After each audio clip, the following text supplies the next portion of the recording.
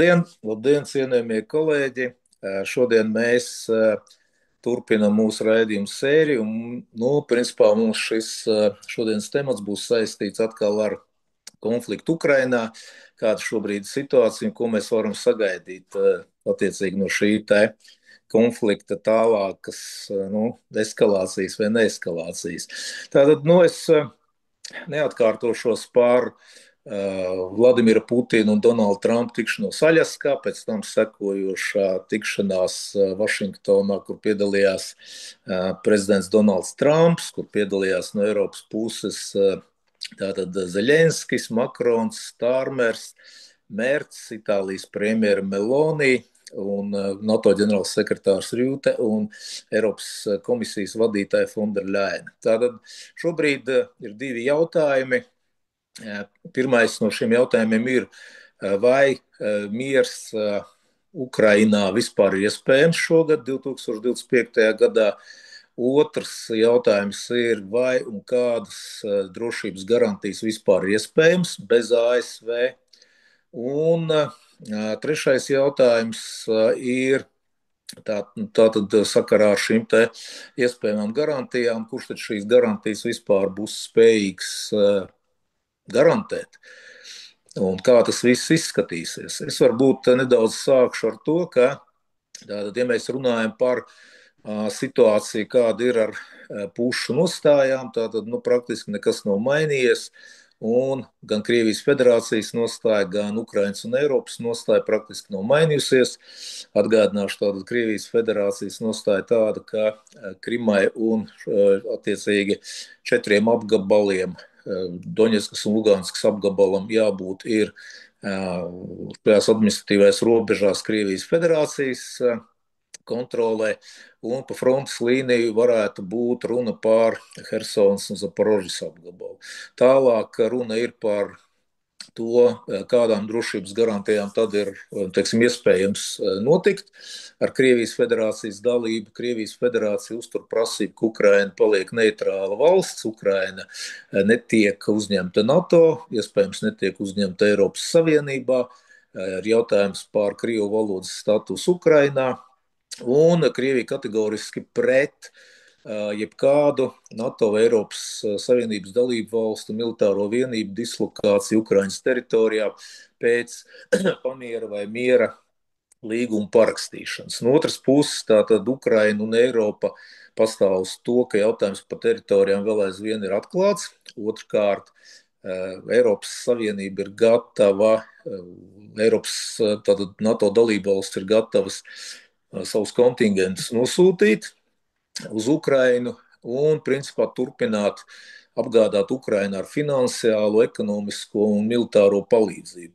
Tātad, kā mēs redzam, šīs diametrāli pretējās nostādes nav mainījušās, un acīm redzami šobrīd konflikts turpinās un konflikts turpināsies. Optimisms, kas bija pēc šīm manas pieminētajām tikšanām, šobrīd ir izgaisis. Izskatās, ka šobrīd nav paredzama ne Putina Zeļenska tikšanās, ne trīspusēja Putina Trumpa un Zeļenska tikšanās. Tātad militārā konflikta darbība risinās tālāk. ASV puse tātad nostāja ir tāda, ka šajās drošības garantijās, ka ASV piedalīsies minimāli, ka pa visu ir atbildīga Eiropa un Ukraina. Tātad ASV nepiedalīsies nedz ar bruņotiem spēkiem Ukrainas teritorijā, un vispār ASV būs ļoti minimāli iesaistīta drošības garantija nodrošināšanai Ukrainā. Tātad ir pilnīgi skaidrs, ka Eiropas NATO dalību valstis to ir atzinušas, tās nav spējīgas bez ASV konkrētas iesaistes, tātad šīs garantijas nodrošināt un bruņoto spēku tātad kontingentus nodrošināt Ukrainas teritorijā. Kas situāciju padara sarežģītāku? Manuprāt, situāciju padara sarežģītāku tas, ka no visiem šiem te līderiem, kas pagājušā pirmdienā bija Vašingtonā, te es domāju Eiropas līderiem, izņemot Džordžiju Meloni, viņiem ir ārkārtīgi sarežģīta iekšpolitiskā situācija, viņiem visiem ir vēsturiski zemākie reitingi, Makronam ir vēsturiski zemākais reitings, kancleram Mercam ir viszemākais reitings, kā salīdzinoši ar jebkuru Vācijas kancleru, tātad, jaunāko laiku vēsturē. Merca valdība ir ļoti nepopulāra, Stārmera valdība partija ir 4. vietā Lielbritānijā ar ļoti lielām izredzēm tiks sagrautai nākamajās vēlēšanās, vai tās būtu pašvaldību vai parlamenta vēlēšanas. Tātad, un attiecīgi, visi šie te Eiropas līderi ir ārkārtīgi grūtā situācijā. Vēl jau vairāk kanclers Mercs pati paziņojas, ka Vācijas labklājības valstī ir pienācis gals. Tas nozīmē, ka visas šīs vāciešu paaudzes, kas no 1945. gada smagi un disciplinēti strādāja, lai šo labklājības valsti izveidotu, viņiem tiek paziņots, ka 9 miljārdi eiro tiks nogādāt Ukrainai, ka nauda ir nepieciešama arī attiecīgiem migrantiem un pabalstiem, un kam tik vēl ne, bet šīs naudas Vācijai nav. Tātad, manuprāt, ir pilnīgi skaidrs, ka Merca partija un visi tie, kas attiecīgi turpinās nedomāt par Vāciju, būs nolemti nākamajās vēlēšanās smagai sagrāvē. Šobrīd jau alternatīva Vācijai ir līderis visas Vācijas ietvaros, bijušās Vācijas Demokrātiskās republikas teritorijā. Alternatīva Vācija ir absolūts līderis ar ļoti lielu pārsvaru.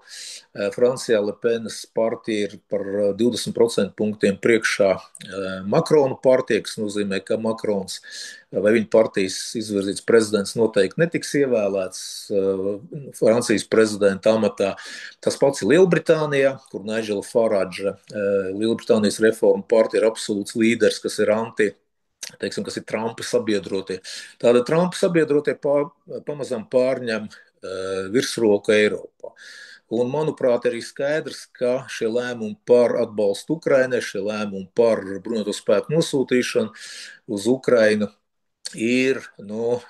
netiek atbalstīti lielākā daļā Eiropas valstu. Es, protams, šeit nerunāju par, kā vienmēr, pionieriem, igauņiem un lietuviešiem, un arī, laikam, latviešiem, kas ir gatavi uz absolūti visu. Bet, ja mēs skatāmies socioloģiju, tad Polijā 61% ir pret Polijas bruņoto spēku nosūtīšanu uz Ukrainu, Vācijā virs 50% ir pret bruņoto spēku nosūtīšanu uz Ukrainu. Man nav datu par pārējām valstīm, Spāniju, Itāliju, Grieķiju, bet es domāju, ka tur šis procents ir vēl lielāks. Tātad ir jāsecina, ka visi tie politiķi, kas centīsies nosūtīt šo valstu bruņotos spēkus uz Ukrainu, noteikti cietīs smagi iekšpolitiski ikvienās nākamās vēlēšanās, kas būs šajās valstīs.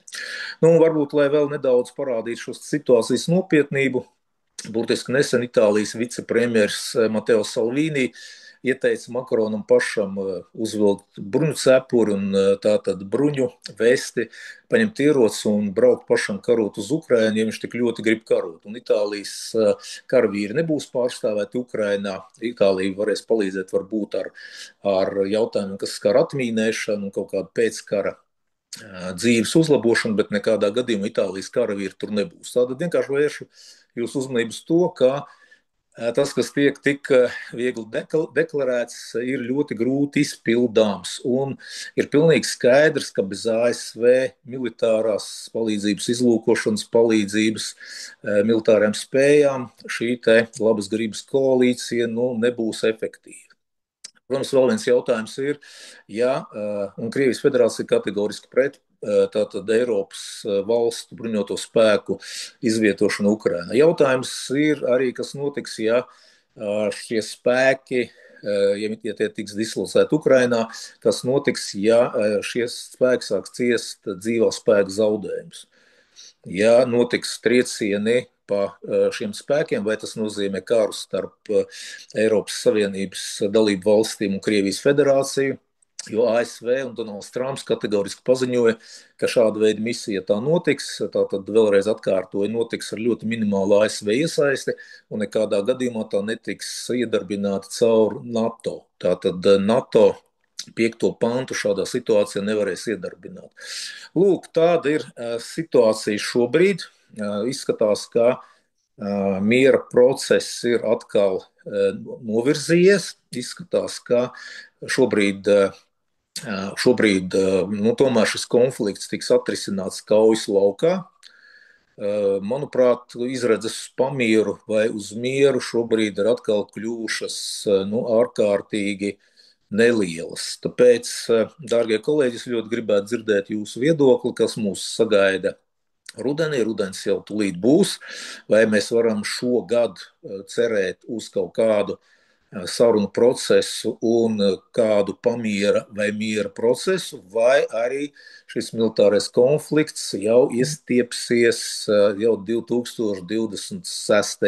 gadā, kas jau būs, un februārī, ja tas tā būs, tad nākamā gada 22. februārī būs pilni 4 gadi, kā šis konflikts tātad risinās. Ar milzīgiem upuriem, gan militāru personu vidū, gan civilu personu vidū un ar milzīgiem postījumiem. Tātad, kolēģi, jautājums. Vai ir iespējams kaut kāds kompromiss, miers vai pamiers? Vai arī tas nav iespējams šobrīd un visu izšķirs situācija tāda kaujas laukā? Protams, vēl varbūt arī jāatcerās, ka, piemēram, Ķīnas Tautas Republika ir tātad ar savu ārlietu ministra starpniecību arī paziņojusi, ka Ķīnas Tautas Republika nepieļaus Krievijas Federācijas militārus tātad zaudējumu Ukrainā. Tas nav Ķīnas Tautas Republikas interesēs. Šeit mēs redzam, ka visas ļoti daudzas valstis ir iesaistītas šajā konfliktā tieši vai netieši. Es gribētu tātad jūsu viedokli par šiem jautājumiem. Un es varbūt šoreiz sākšu ar Līgu. Lūdzu, Līga. Labvakar. Mans viedoklis ir tāds, ka faktiski neatkarīgi no tā, kādas ir šīs sarunas ir bijušas un it kā ir runāts par iespējamo garantijām, par mieru un tādām it kā skaistām labām lietām, bet šobrīd nav pamats uzskatīt, ka šīs sarunas būtu bijušas produktīvas un ka mēs patiešām piedzīvosim to, ka tiešām būs šīs miers.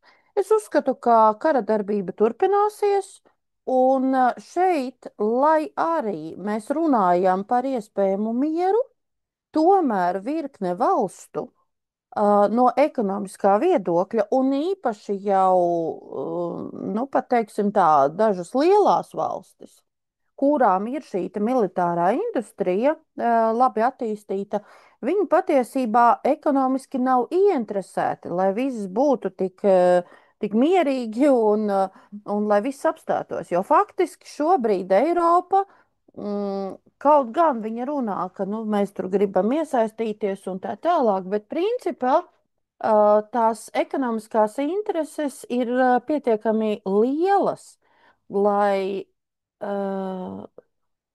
nerunājot, bet tajā pat laikā, lai šī kara darbība viņiem būtu, kā saka, lai turpinātos un viņiem tas ir izdevīgi. Diemžēl nauda spēlē ļoti lielu lomu. Un tā, ka šī gadījumā arī apstāklis, kā iespējamība, ka jā, šis kara darbība Ukrainā beigsies, vai apstāsies, vai apturēsies uz brīdi, ka tajā pat laikā tas var pārmesties uz kaut kurienu citurieni, es domāju, ka tas arī ir pietiekami liels arguments, lai gribētu labāk, lai tur notiek tur, kur viņš ir, tur tā kara darbība, jā, un tikai lai nekur citur. Un redziet, un šeit Raimonds man ļoti patika, kā viņš teica tieši par Ķīnu. Ķīna nav ieinteresēta, un Ķīna uzskata, ka nedrīkstētu būt situācija, kā Krievija zaudētu. Nu, lūk, un šeit jau mēs atklāti runājam, bet ar Eiropu jau ir diezgan līdzīgi, neskatoties uz to, ka mēs te runājam par ļoti daudz ko. Ja mēs paskatāmies tagad uz budžetiem, uz tēriņiem, uz to, tad visiem jautājumiem, kā tāds,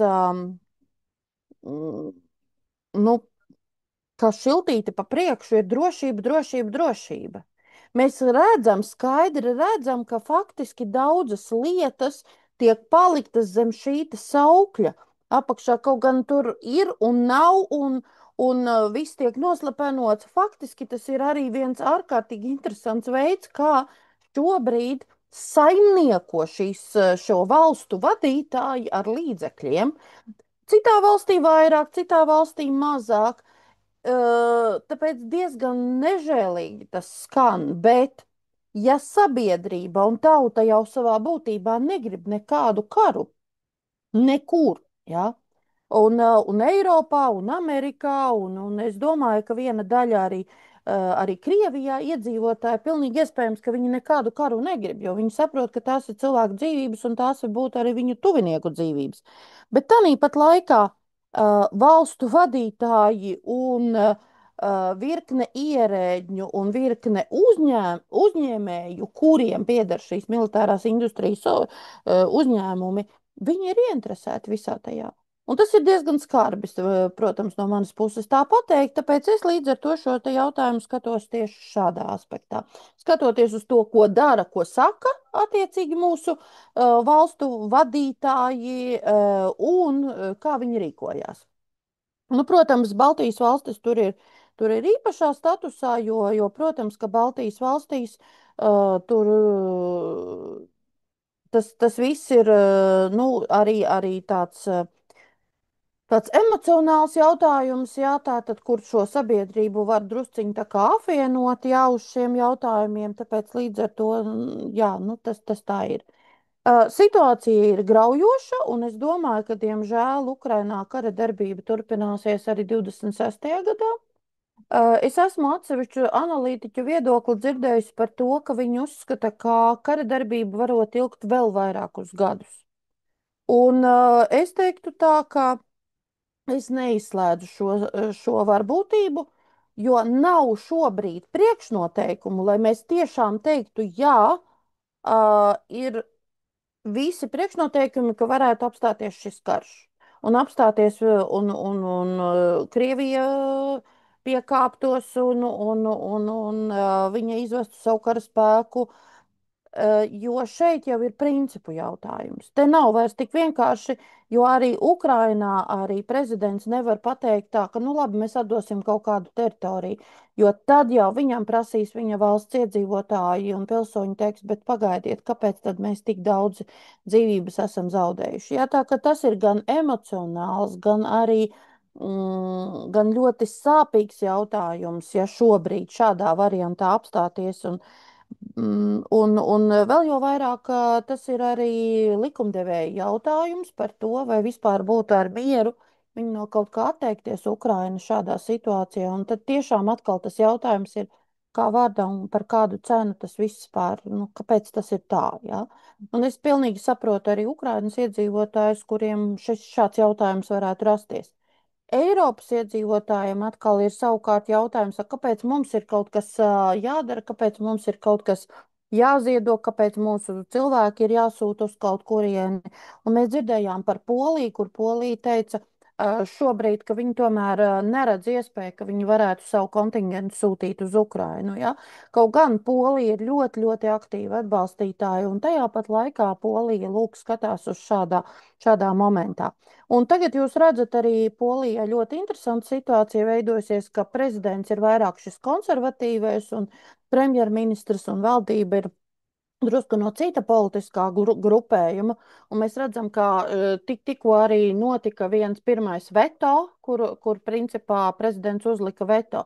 Tad faktiski tas nozīmē, ka jā, es pilnīgi piekrītu, Eiropā mainās arī šie vadītāji ar viņu domu un viņu politisko nostāju, tā ka līdz ar to, jā, šīs izmaiņas noteikti būs. Vai Eiropai ir gaidāmi labi laiki, viegli laiki? Es teiktu, nē, nav gaidāmi neatkarīgi no tā, pat ja šeit Eiropā neatnāks karš, jā. Tāpat tās Eiropa ir izdarījusi pietiekami daudz dažādu darbību un lēmumu, lai tā dzīve Eiropā kļūtu smagnējāka. Un te nav starpība, vai mēs runājam tagad par Latviju, vai mēs runājam par Vāciju. Ja? Katrā ir sava niansīte, bet principā, protams, visu problēmu iemeslu politiķi mēģinās norakstīt uz to, ka tas ir saistīts ar šo te ģeopolitisko situāciju. Kaut gan patiesībā te nav vienmēr jautājums par ģeopolitisko situāciju, bet bieži vien tie ir lēmumi, kuri ir gaužām nepārdomāti un gaužām vienkārši tādā tādā vieglā plūsmā pieņemti ar pašiznīcināšanās efektu. Ja? Tā kā mēs esam ļoti sarežģītā situācijā. Mēs esam sarežģītā situācijā un būsim vēl sarežģītākā. Un arī šobrīd, arī uz Latviju un Baltijas valstīm skatoties, tā sabiedrībā, tā kopējais tas noskaņojums ir, nu, protams, ir tas oficiālais viedoklis, bet ir jau arī šis te neoficiālais viedoklis, par kuru nerunā publiski. Un tur jau mēs ieraugam arī tādu, nu, tādu pavisam citu argumentāciju, citu redzējumu. Bet tas, ka šīs sarunas, diemžēl, būs beigušās nu, visticamāk ar tādu diezgan lielu fiasko šobrīd, jā, tas tā ir, bet Eiropa nav spējīga ne fiziski, ne morāli, ne garīgi nav spējīga šobrīd risināt grūtus jautājumus. Viņa nav spējīga. Šie vadītāji nav stipras personības. Viņi ir, nu, viņi ir cilvēciņi, jā, tādi ar diezgan vāji, garīgi vāji, iekšēji vāji cilvēki. Tāpēc līdz ar to nevaram mēs prasīt no stingrus un spēcīgus lēmumus no vājiem cilvēkiem. Ja? Un tāda šobrīd ir. Nu, šis laiks vienkārši ir jāpārdzīvo. Pāries šis laiks un atnāks varbūt stiprāki cilvēki, un tad arī kaut kas mainīsies. Bet šobrīd pie šīs vadības un arī Lajena un visas Eiropas padome, nu, viņa nav tādā rīcības spējas līmenī, lai spētu arī pat nopietni kaut kur, kaut kā arī iesaistīties. Paldies! Paldies, paldies Līga. Kārli, lūdzu, tavs viedoklis. Tātad paši jautājumi, vai ir iespējams miers Ukrainā, ņemot vērā to, ko mēs visi runājām, vai tomēr tas nav iespējams šobrīd un visu noteiks situācija kaujas laukā. Tas nozīmē, ka konflikts turpināsies un, kā Līga arī teica, iespējams arī nākamajā gadā. Tātad, lūdzu, Kārli, vārds tev. Labvakar. Jā, es piekrītu, ko tu arī beigās te kā saki, ka es domāju, ka karš turpināsies ilgāku laiku, šogad viņš nebeigsies, bet šeit es atzīmētu, nu, dažādus momentus, dažus aspektus, piemēram. Es paklausījos progresīvie, uzstājās pa mūsu televīziju, saka, ka nu, Puķins ar to daudz ieguva pozitīvo, ka viņš uz tām sanāksmēm bija ar Trumpu un tam līdzīgi visu gāja un tur pamato, ka Puķinam izdevās nepārtraukt uguni, bet runāt par miera galīgu noslēgšanu, par teritoriju mainīšanu, kad nebūs Ukraina NATO un viss. Tas ir viņu tāds uzskats, nu cilvēki dažādi skatās. Es tā īsti nu nedomāju. Bet principā, ko vot iesākam runāt, tur ir jautājumi. Pirmais jautājums, ko es gribētu Latvijai nu baigi noderētu, kādreiz mēs jau sākam, ka vajag terminoloģiju, nu vajag sakārtot, lietot to vārdu drošībā, kur vajag un kur nevajag. Ot pa drošību, vajag palielināt naudu drošībai. Viss valsts budžets ir veltīts drošībai. Punkts. Es tā kādreiz mēģināju, pat Zinātņu akadēmijā bija raksts par tiem vārdiem un tam līdzīgi, bet runa ir par fizisko drošību, iekšēju, ārēju un tam līdzīgi. Bet tas lietu un cilvēkiem jauc galvu, ka ot, mēs veltam tur naudu drošībai. Bet aizmuguriski plānot to gan mēs izmantosim izglītībai, veselībai un viss. Nu, saprotams, ka tas arī ar drošību ir saistīts. Tas tā kā pirmkārt mums vajag arī tās lietas sakārtot. Tālāk jau interesants jautājums ir par to, ka, piemēram, par Trumpu runājot, un arī par Amerikas Savienoto Valstu pozīciju. Jūs paskatieties, tagad viņš mēģina sankcijas, piemēram, pret Indiju bija, runa bija par Ķīnu, ja viņi pirks Krievijas gāzi, naftu, tur tam līdzīgi Indija jau tā kā akurātāk sāka. Bet paskatieties faktus. kas ir vislielākie pārkāpēji, kam vajadzētu uzlikt sankcijas? Eiropas Savienībai. Eiropas Savienība pērk daudz reiz vairāk nekā Ķīna, nekā Indija, naftu un gāzi. Nu, un mēs esam baigie runātāji visos līmeņos Eiropā, bet fakts ir tāds, kam tad tās sankcijas būtu jāuzliek? Un, ja runā par visām šitām sarunām, nu jāsaka paldies, ka mūsus parastos cilvēkus vismaz iepazīstināt to virtuvi, kā notiek politiķi tur savā starpā cenšas sarunāt. Bet, nu, tuvākajā pagaidā, nu, netik tālā pagātnē paskatieties. Nu, nerunāsim Moldāvu, Predņestrovju, bet 2008. gadā Gruzijā. Nu jā, Gruziju sadalīja, paņēma divas, izveidoja divas papildus apgabalus, Abhāzija un Osētija. Nu, un Francijas prezidents aizbrauc, jā, mēs mieru tur likam. Mēs tak pat nezinām, ko sarunāja. Rezultāts tikai bija tā, ka valsts tika reāli ir likvidēta. Tāda, kāda bija Gruzijā. Viņa tika sadalīta. Nu, un kur Eiropā bija? Kas te notika tālāk? Da nekas. Tālāk nākamais solis ir, sacīsim, ka Krimā.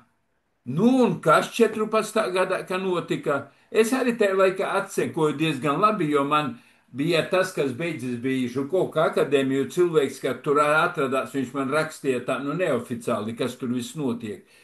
Bet tā attieksme, kāda bija tā pasaules attieksme, nu, visi tāpat klusē, nu, jā, slikti, Krievi pārkāpj un tam līdz, bet nekas nenotiek. Tā kā vajag paskatīties, mēs nevēlam nemācāmies. Bija pēc tiem notikumiem Krimā, es piedalījos arī, ka bija mūsu kaimiņu valstī, kad piedalījās arī Somijas tā laika prezidente Merkele piedalījās, Eiropas Savienības vadītājs piedalījās, runāja pa vajag izveidot Eiropas Savienības bruņotos spēkus. Nu, un kur ir? Tas bija 14. gads. Kur ir? Tātad 25. gads, cik atceros, nekas nav. Muldēšana, runāšana ir daudz, darīšanas nav. Tagad, ja runā, ko var izdarīt? Nu, ko var izdarīt? Es domāju, diezgan maz ko var izdarīt. Tagad paskatāmies, nu, pieņemsim. To Igars Rajevs stāstīja sestdien. Pieņemsim par to, ka pārtrauktu kara darbību un iznāktu tā līnija, kur saskarsme bija starp bruņotiem spēkiem vairāk kā 1000 kilometru. Lai tur tā kā to pārtrauktu, atsekotu, lai kara darbība vairs neturpinātu, ir vajadzīgs apmēram, nu, pēc viņa aprēķiniem, 200 000 karavīru. Nu, ņemot vērā, ka vajag rotācijas, apmēram 300 000 karavīru. Nu, un ko Eiropas Savienība var dot? Igaunija aizsūtīs vienu rotu. Latvija arī aizsūtīs rotu. Nu, ko tas mainā? Nu, pagaidiet, par ko mēs runājam? Zini, kā uz bērnu spēļu laukumā. Kaut kur mēs kaut ko tur satiesim. Nu, tas tā, nu, nekāda realitāte. Nekas jau nenotiks no tā. Viss ir atkarīgs, kas būs garants. Un šeit es pilnīgi piekrītu, kā arī Raimons tur runā, bez Amerikas Savienotām valstīm, šodien mēs nekā nevaram izdarīt. Mēs varam runāt, spriedzelēt un tam līdzīgi. Bet es tomēr skatos tā pozitīvi uz to lietu tādā ziņā, ka pirmo reizi Trumps, kad bija tomēr sarosījās, NATO valstis, nu tā skaitā arī lielākā daļā arī Eiropas Savienības valstis, jo tās arī NATO valstis, vismaz tos 2%, lai dotu. Latvija tā 1% negribēja iedalīt. Tagad baigie patrioti, kas tur visur ir. 1% negribēja iedalīt. Jau pēc notikumiem Krimā.